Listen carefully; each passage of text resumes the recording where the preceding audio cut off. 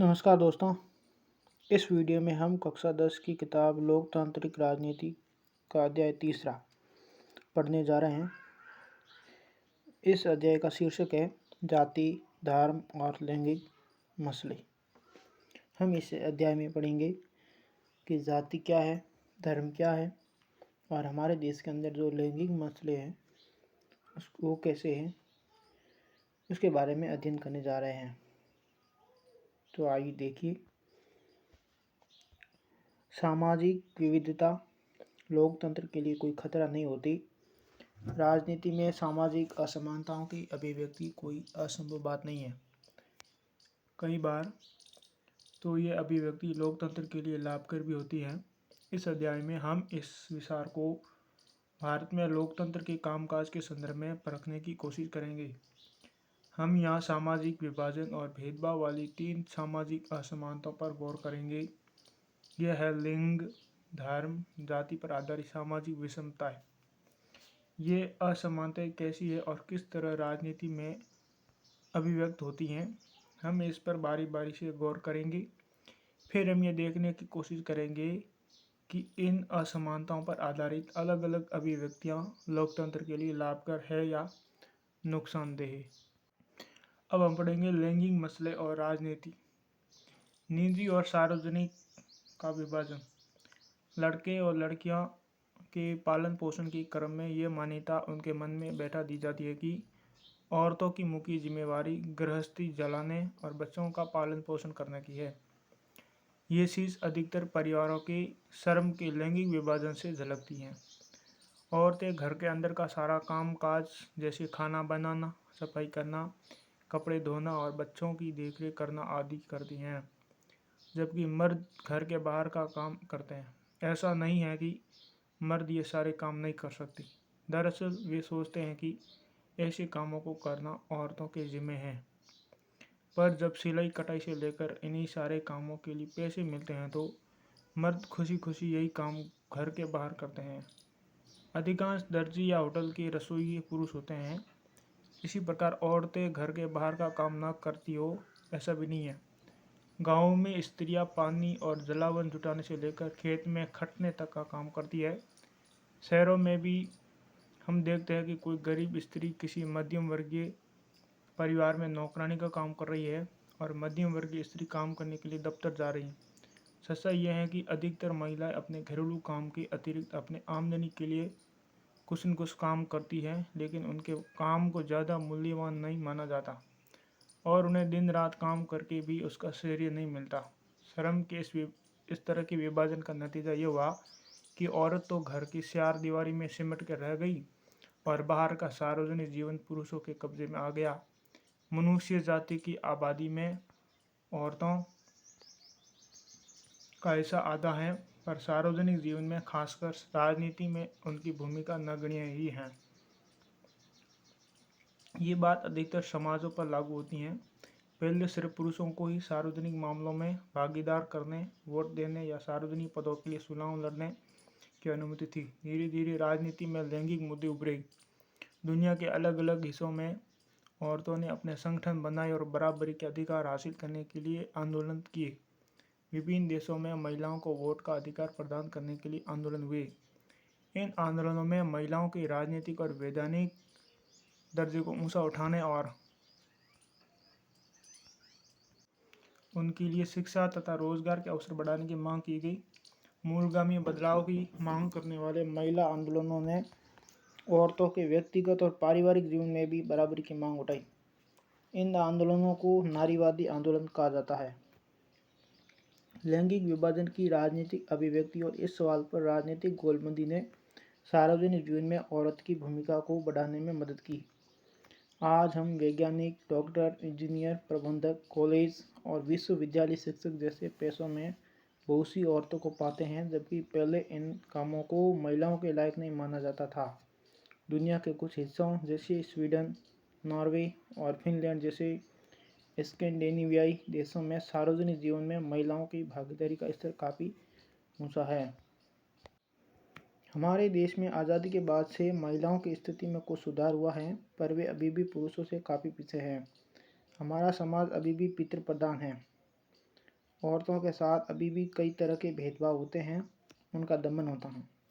महिलाओं में साक्षरता की दर अब भी मात्र 54% है, जबकि पुरुषों में 76% है।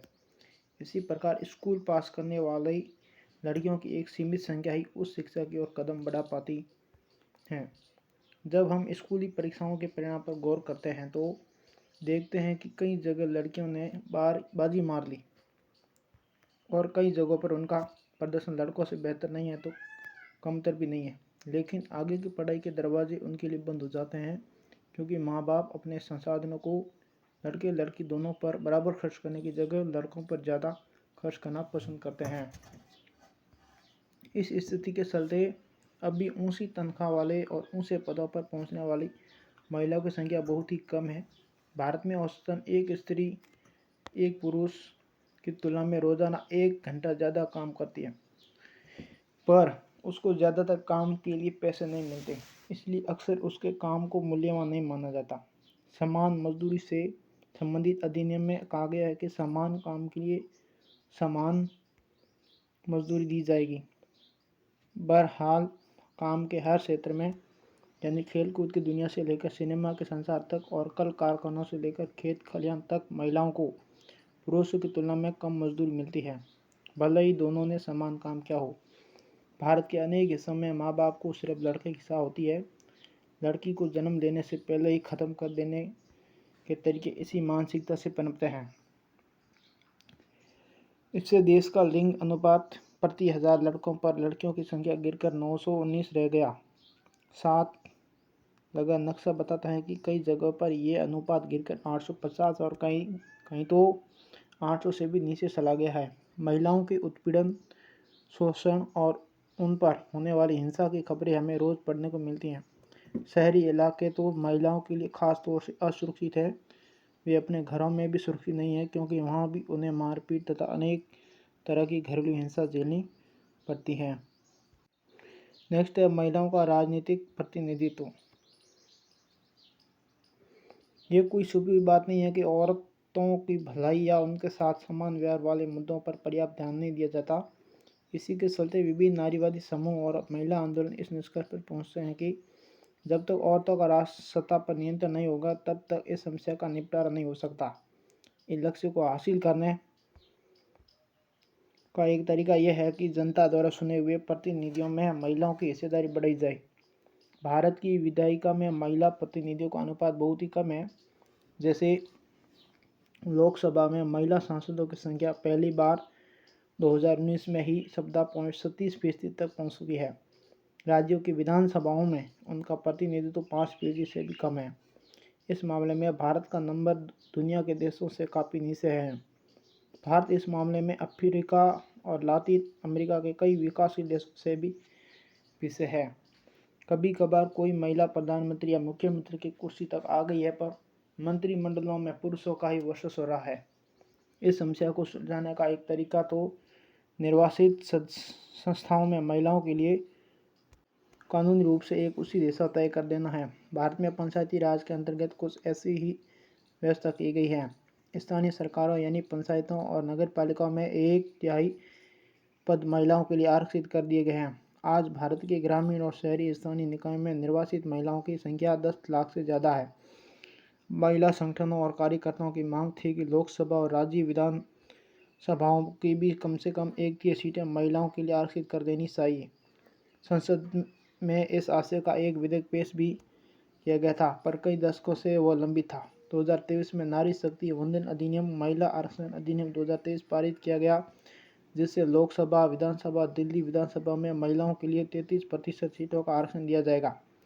लैंगिक विभाजन इस बात की एक मिसाल है कि कुछ खास किस्म के सामाजिक विभाजनों को राजनीतिक रूप देने की जरूरत है। इससे यह भी पता चलता है कि जब सामाजिक विभाजन एक राजनीतिक मुद्दा बन जाता है तो वंचित समूह को किस तरह लाभ होता है। क्या आपको लगता है कि अगर महिलाओं से भेदभाव भरे व्यवहार का मसला राजनीतिक तौर पर न उठता तो उनको लाभ मिल पाना संभव था? नेक्स्ट है धर्म, सांप्रदायिकता और राजनीति। आइए अब एक कदम अलग किस्म के सामाजिक विभाजन की चर्चा करें, यानी धार्मिक अंतरों पर आधारित विभाजन की। ये विभाजन लैंगिक विभाजन जैसा सार्वभौम तो नहीं है, पर विश्व में धार्मिक विभिन्नता आज बड़ी व्यापक हो चली है। भारत समेत अनेक देशों में अलग अलग धर्मों को मानने वाले लोग रहते हैं, पर जैसा कि हमने उत्तरी आयरलैंड के मामले में देखा है, अगर लोग एक धर्म को माने लेकिन उनके पूजा पद्धति और मान्यताएं अलग अलग हो तब भी गंभीर मतभेद पैदा हो जाते हैं। लैंगिक विभाजन के विपरीत धार्मिक विभाजन अक्सर राजनीति के मैदान में अभिव्यक्त होता है। जरा इन बातों पर गौर करें। गांधी जी कहा करते थे कि धर्म को कभी भी राजनीति से अलग नहीं किया जा सकता। धर्म से उनका मतलब हिंदू या इस्लाम जैसे धर्म से न होकर नैतिक मूल्य से था, जो सभी धर्मों से जुड़े हैं। उनका मानना था कि राजनीति धर्म द्वारा स्थापित मूल्यों से निर्देशित होना चाहिए। अपने देश में मानव अधिकार समूह ने मांग की है कि सरकार को सांप्रदायिक दंगों को रोकने और धार्मिक अल्पसंख्यकों की रक्षा के लिए विशेष कदम उठाना चाहिए। महिला आंदोलन का कहना है कि सभी धर्मों में वर्णित पारिवारिक कानून महिलाओं से भेदभाव करते हैं। इस आंदोलन की मांग है कि सरकार को इन कानूनों को समतामूलक बनाने के लिए उनमें बदलाव करने चाहिए। ये सभी मामले धर्म और राजनीति से जुड़े हैं, पर ये बहुत गलत या खतरनाक भी नहीं लगते। विभिन्न धर्मों से निकले विशाल आदर्श और मूल्य राजनीति में एक भूमिका निभा सकते हैं।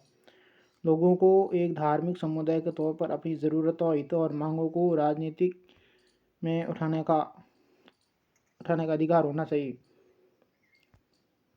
जो लोग राजनीतिक सत्ता में हो उन्हें धर्म के कामकाज पर नज़र रखनी चाहिए, और अगर वो किसी के साथ भेदभाव करता है या किसी के दमन में सहयोगी की भूमिका निभाता है तो उसे रोकना चाहिए। अगर शासन सभी धर्मों के साथ समान बर्ताव करता है तो उसके ऐसे कामों में कोई बुराई नहीं है। नेक्स्ट है सांप्रदायिकता। समस्या तब शुरू होती है जब धर्म को राष्ट्र का आधार मान लिया जाता है। धर्म को क्या मान लिया जाता है? राष्ट्र का आधार। पिछले अध्याय का उत्तरी आयरलैंड का उदाहरण राष्ट्रवाद की ऐसी अवधारणा से जुड़े खतरों को दिखाता है। समस्या तब और विकराल हो जाती है जब राजनीति में धर्म की अभिव्यक्ति एक समुदाय की विशिष्टता के दावे और पक्ष पोषण का रूप लेने लगती है तथा इसके अनुयायी दूसरे धर्मावलंबियों के खिलाफ मोर्चे खोलने लगते हैं। ऐसा तब होता है जब एक धर्म के विचारों को दूसरे से श्रेष्ठ माना जाने लगता है और कोई एक धार्मिक समूह अपनी मांगों को दूसरे समूह के विरोध में खड़ा करने लगता है। इस प्रक्रिया में जब राज्य अपनी सत्ता का इस्तेमाल किसी एक धर्म के पक्ष में करने लगता है तो स्थिति और विकट होने लगती है। राजनीति से धर्म को इस तरह जोड़ना ही सांप्रदायिकता है। सांप्रदायिक राजनीति इस सोच पर आधारित होती है कि धर्म ही सामाजिक समुदाय का निर्माण करता है। इस मान्यता के अनुकूल सोचना सांप्रदायिकता है।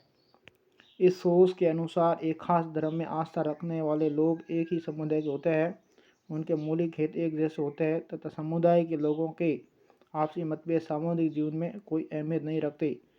इस सोच में यह बात भी शामिल है कि किसी अलग धर्म को मानने वाले लोग दूसरे सामाजिक समुदाय का हिस्सा नहीं हो सकते।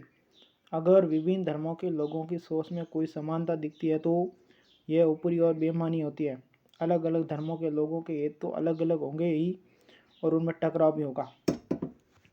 सांप्रदायिक सोच जब ज़्यादा आगे बढ़ती है तो उसमें ये विचार जुड़ने लगता है कि दूसरे धर्मों के अनुयायी एक ही राष्ट्र में समान नागरिक के तौर पर नहीं रह सकते।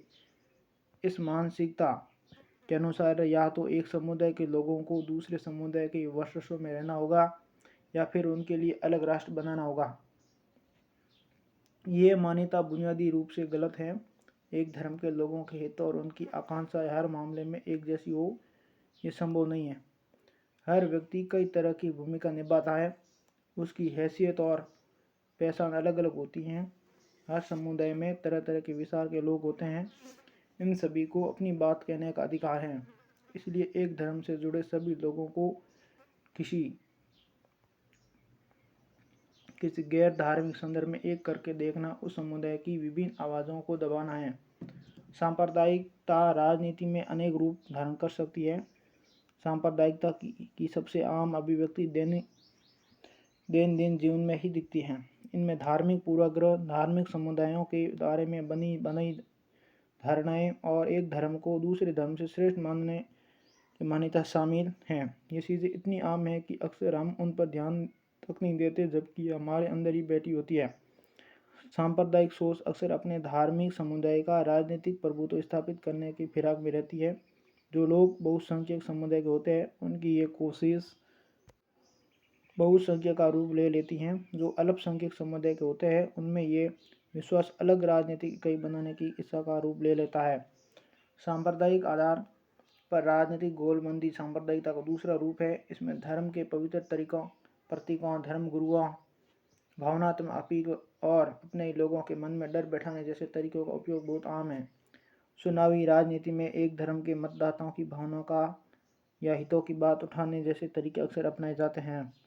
कई बार सांप्रदायिकता सबसे गंदा रूप लेकर संप्रदाय के आधार पर हिंसा, दंगा और नरसंहार कराती है। क्या क्या करवाती है? हिंसा करवाती है, दंगा करवाती है, नरसंहार कराती है। विभाजन के समय भारत और पाकिस्तान में भयावह सांप्रदायिक दंगे हुए थे।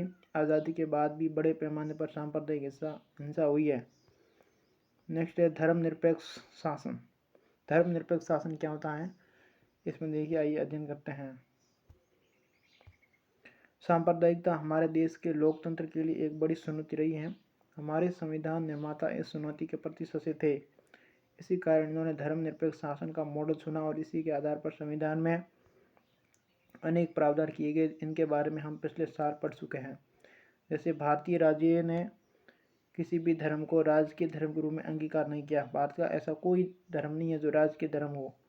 सभी धर्मों को समान माना गया। श्रीलंका में बौद्ध, पाकिस्तान में इस्लाम और इंग्लैंड में ईसाई धर्म का जो दर्जा रहा है, उसके विपरीत भारत का संविधान किसी धर्म को विशेष दर्जा नहीं देता है। संविधान सभी नागरिकों और समुदायों को किसी भी धर्म का पालन करने और प्रचार करने की आज़ादी देता है। संविधान क्या कहता है? सभी नागरिकों को, समुदायों को किसी भी धर्म का पालन करने और प्रसार करने की आज़ादी देता है। संविधान धर्म के आधार पर किए जाने वाले किसी तरह के भेदभाव को अवैधानिक घोषित करता है। इसके साथ ही संविधान धार्मिक समुदाय में समानता सुनिश्चित करने के लिए शासन को धार्मिक मामलों में दखल देने का अधिकार देता है, जैसे ये छुआछूत की इजाज़त नहीं देता। इस हिसाब से देखें तो धर्मनिरपेक्षता कुछ पार्टियों या व्यक्तियों की एक विचारधारा पर नहीं है। ये विचार हमारे संविधान की बुनियाद हैं। सांप्रदायिकता भारत में सिर्फ कुछ लोगों के लिए ही खतरा नहीं है, यह भारत की बुनियादी अवधारणा के लिए एक चुनौती है, एक खतरा है। हमारी तरह का धर्मनिरपेक्ष संविधान जरूरी चीज़ है, पर अकेले इसी के बूते सांप्रदायिकता का मुकाबला नहीं किया जा सकता। हमें अपने दिन जीवन में सांप्रदायिक पूर्वाग्रहों, दुष्प्रचारों का मुकाबला करना होगा तथा धर्म पर आधारित गोलबंदी का मुकाबला राजनीति के दायरे में करने की ज़रूरत है। नेक्स्ट टॉपिक है जाति और राजनीति। जाति पर राजनीति कैसे हो रही है देखिए। हमने राजनीति में सामाजिक विभाजन की दो अभिव्यक्ति देखी हैं। इनमें एक मोटे तौर पर सकारात्मक या लाभदायक है तो दूसरी नकारात्मक या नुकसानदेह। आइए अब अंतिम प्रमुख विभाजन यानी जाति और राजनीति की चर्चा करें। इसके सकारात्मक और नकारात्मक दोनों ही पक्ष हैं। जातिगत असमानता है। जातिगत असमानता क्या है? लिंग और धर्म पर आधारित विभाजन तो दुनिया भर में है। लिंग और धर्म पर जो विभाजन है वो पूरी दुनिया में, पर जाति पर आधारित विभाजन सिर्फ भारतीय समाज में ही देखने को मिलता है। सभी समाजों में कुछ सामाजिक असमानता और एक न एक तरह का श्रम का विभाजन मौजूद होता है। अधिकतर समाजों में पैसा परिवार की एक पीढ़ी से दूसरी पीढ़ी में जाता है, लेकिन जाति व्यवस्था इसका एक अतिवादी और स्थायी रूप है। अन्य समाजों में मौजूद असमानताओं से ये खास अर्थ में भिन्न है। इसमें पैसा के वंशानुगत विभाजन को रीति रिवाजों की मान्यता प्राप्त है। एक जाति समूह के लोग एक या मिलते जुलते पैसों के तो होते ही है, साथ ही उन्हें एक अलग सामाजिक समुदाय के रूप में भी देखा जाता है। इनमें आपस में ही बेटी रोटी अर्थात शादी और खान पान का संबंध रहता है।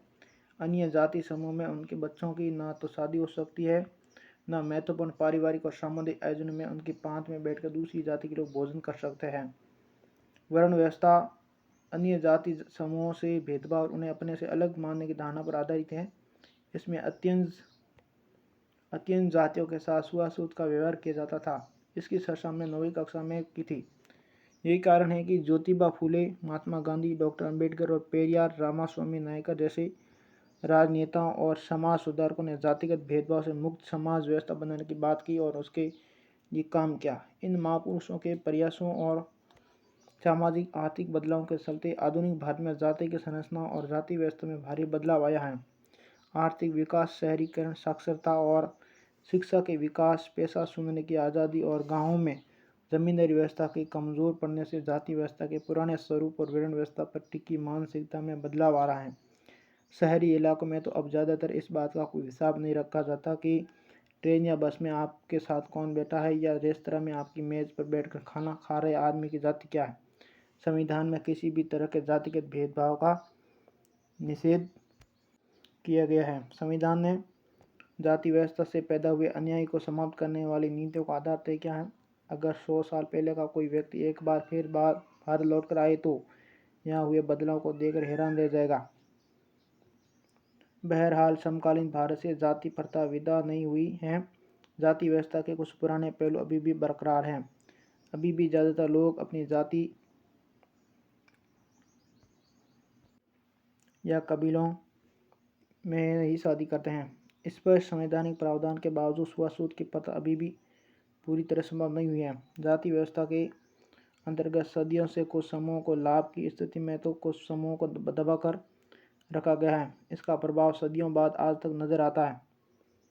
जिन जातियों में पहले से ही पढ़ाई लिखाई का चलन मौजूद था और जिनकी शिक्षा पर पकड़ थी, आधुनिक शिक्षा व्यवस्था में भी उन्हीं का बोलबाला है। जिन जातियों को पहले शिक्षा से वंचित रखा जाता था, उनके सदस्य अभी भी स्वाभाविक तौर पर पिछड़े हुए हैं। यही कारण है कि शहरी मध्यम वर्ग में अग्रणी जाति के लोगों का अनुपात असामान्य रूप से काफ़ी ज़्यादा है। जाति और आर्थिक हैसियत में काफ़ी निकट का संबंध है। जातिगत असमानता शीर्षक बॉक्स देखें। नेक्स्ट है राजनीति में जाति। सांप्रदायिकता के तरह जातिवाद भी इस मान्यता पर आधारित है कि जाति ही सामाजिक समुदाय के गठन का एकमात्र आधार है। इस चिंतन पद्धति के अनुसार एक जाति के लोग एक स्वाभाविक सामाजिक समुदाय का निर्माण करते हैं और उनके हित एक जैसे होते हैं तथा दूसरी जाति के लोगों से उनके हितों का कोई मेल नहीं होता, जैसा कि हमने सांप्रदायिकता के मामले में देखा है। यह मान्यता हमारे अनुभव से पुष्ट नहीं होती। हमारे अनुभव बताते हैं कि जाति हमारे जीवन का एक पहलू जरूर है, लेकिन यह एकमात्र या सबसे ज़्यादा महत्वपूर्ण पहलू नहीं है। राजनीति में जाति अनेक रूप ले सकती है।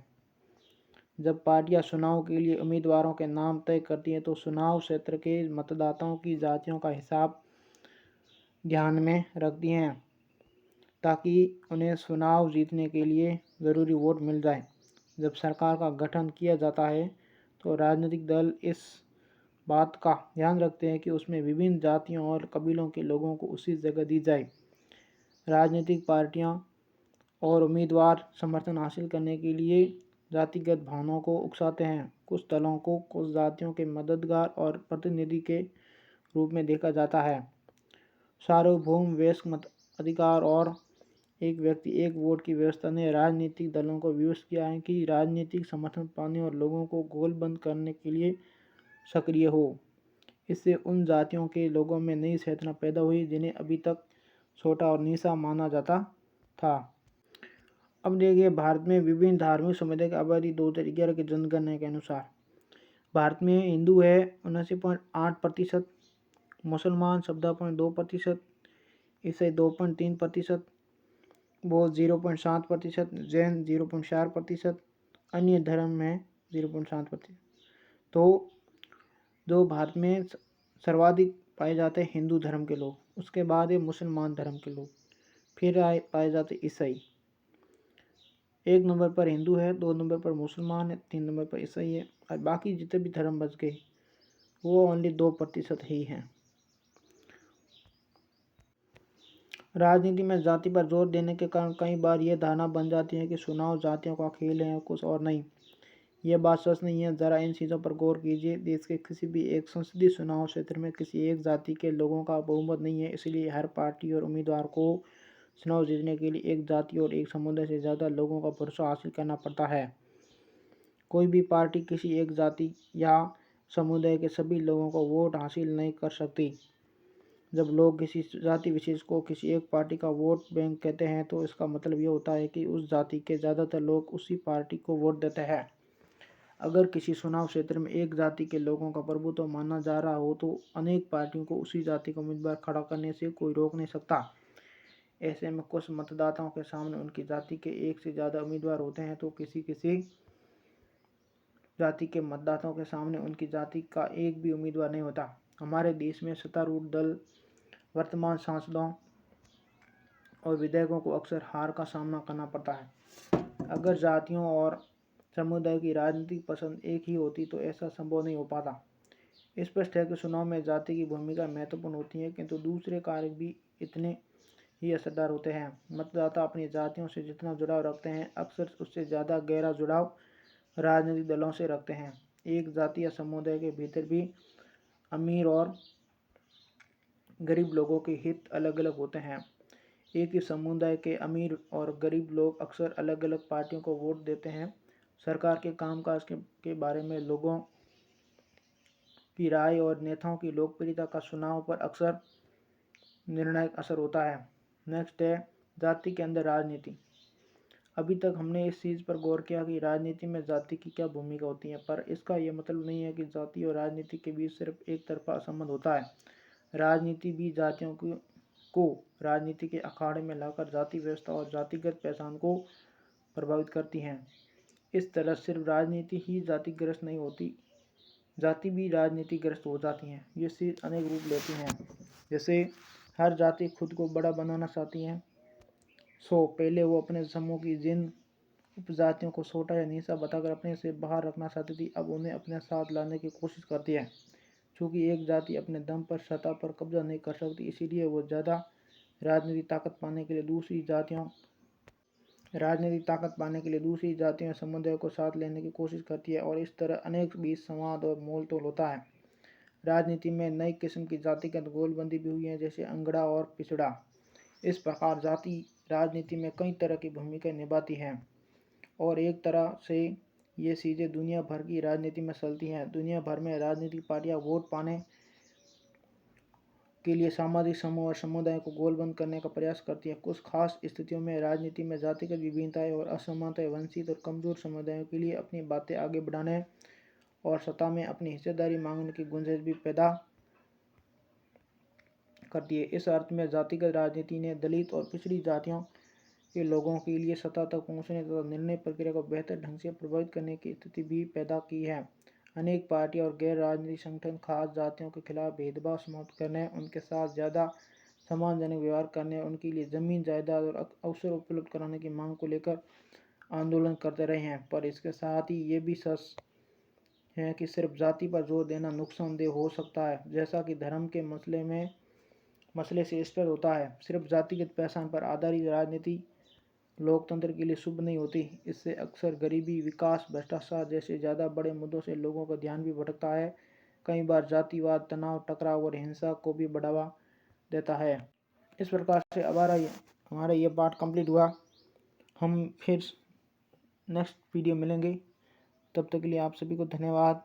मेरे यूट्यूब चैनल को सब्सक्राइब कीजिए, लाइक कीजिए और ज़्यादा से ज़्यादा कमेंट कीजिए, और जो हमारी कमियां हैं उस कमियों को के बारे में लिखिए ताकि मैं कुछ सुधार कर सकूं। धन्यवाद।